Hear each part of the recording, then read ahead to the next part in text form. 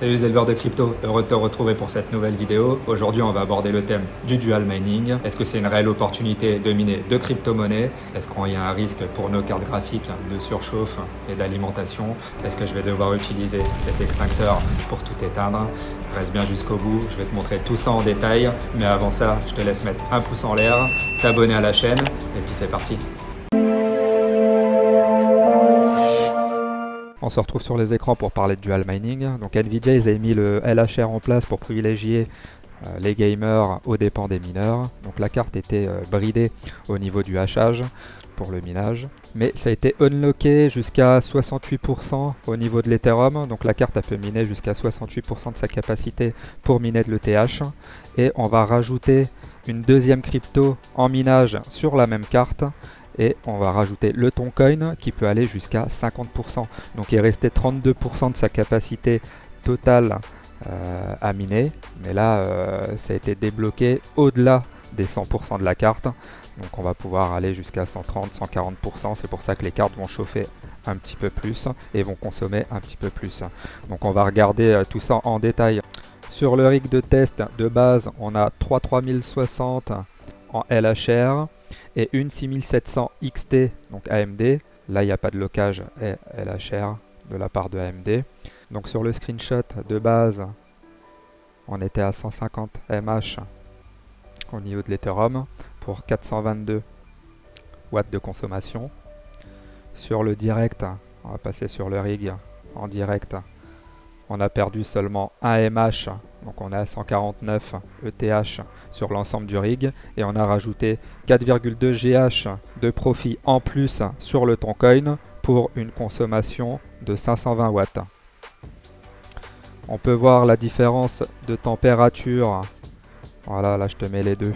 Donc là sur le premier, la première 3060, on a pris 3 degrés, 4 degrés sur la deuxième, 2 degrés sur la 6700 XT. Et là, on est un peu plus sur la dernière 3060 qui est un peu moins bien refroidie. On a pris 7 degrés. Voilà au niveau de la chauffe et au niveau de la consommation du wattage. Maintenant, on va voir au niveau des profits. Donc au niveau de la profitabilité, donc j'ai pris une moyenne du coût d'électricité en France, on est à 0,16 entre la consommation haute qui va être à 0,18 en moyenne en France et la consommation basse qui va être à 0,14, donc j'ai pris une moyenne de 0,16. On a un coût supplémentaire d'environ 100 watts, on va prendre 100 watts, ce qui fait 0,38 € par jour supplémentaire. Le minage de Toncoin nous rapporte 1,24 € par jour supplémentaire sur ce rig et on a une perte de 1 ETH sur le rig global, donc ce qui représente 0,03, en gros rien du tout, ce qui nous fait un profit global de plus 0,83 € par jour, ce qui n'est pas négligeable sur un si petit rig où il y a seulement 3 3060 et une 6700 XT. Donc on a plus 0,83 de profit supplémentaire en ajoutant le Toncoin en dual mining. Désolé au niveau du bruit, il y a un petit peu de bruit dans le local. Donc on a vu qu'au niveau des tensions et de l'alimentation, donc on va avoir une augmentation du wattage dû au dual mining forcément. La pleine capacité des cartes graphiques sont prises en compte.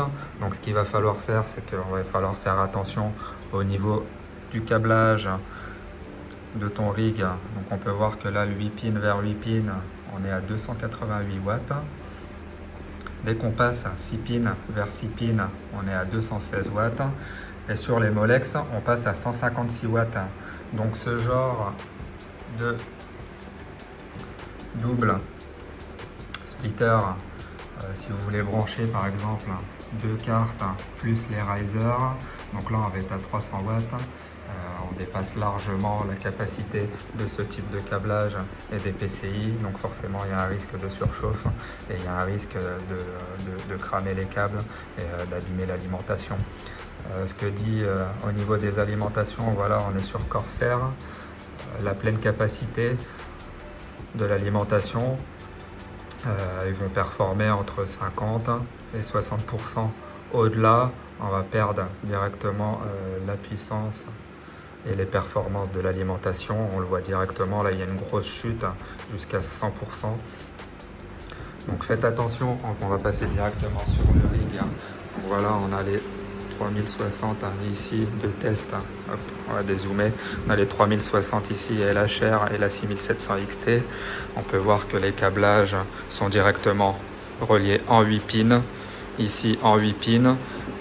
Là il y a un splitter plus le 8 pins qui relie directement la carte et les risers qui sont reliés en splitter. Donc les risers sur ce type de carte qui ne consomment pas beaucoup vont consommer entre 50 et 60 watts jusqu'à 75 watts les risers, grand maximum en consommation. Et ce qu'il faudra faire attention, c'est prendre en compte donc la consommation globale de toutes les cartes graphiques. Et moi j'ai une 1000 watts, donc là on avait vu qu'on était à 522 watts de consommation. Donc de par mon expérience, il faut rajouter 100 watts à 150 watts pour le processeur, les risers et tout ce qu'il y a pour le bon fonctionnement de l'ensemble du rig. Donc il faut rajouter 100 watts à peu près aux prédictions, aux chiffres qu'il y a sur iOS. Donc moi ce que je vous conseille, c'est de ne pas aller au-delà de 70% de charge par rapport à ton alimentation. Si tu vas au-delà, bah forcément ça va commencer à chauffer, à surchauffer, à surcharger l'alimentation et les câbles vont commencer à chauffer. Donc c'est là que tu as des risques forcément de cramer tes câbles et pire, un incendie. Donc fais attention au câblage de tes cartes graphiques et de tes risers qui sont juste en dessous, ici.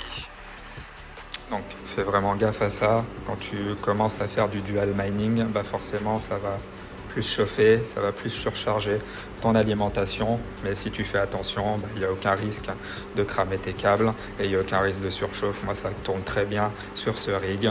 Voilà, il est très bien alimenté, il n'y a pas de surchauffe et ça tourne très bien. J'espère que cette vidéo t'a plu et que ça t'a apporté le plus d'informations possible concernant le dual mining. Si t'as aimé, n'oublie pas de mettre un pouce en l'air et t'abonner à la chaîne. Concernant ce genre de rig de minage, si tu as besoin d'une installation à domicile, tu auras toutes les informations en description. Si t'as pas envie d'installer, si t'as pas envie de faire les achats, tu m'appelles et on parle de ton projet, on voit ce qu'on peut faire ensemble. Et je te dis à la prochaine pour une prochaine vidéo. Ciao, ciao.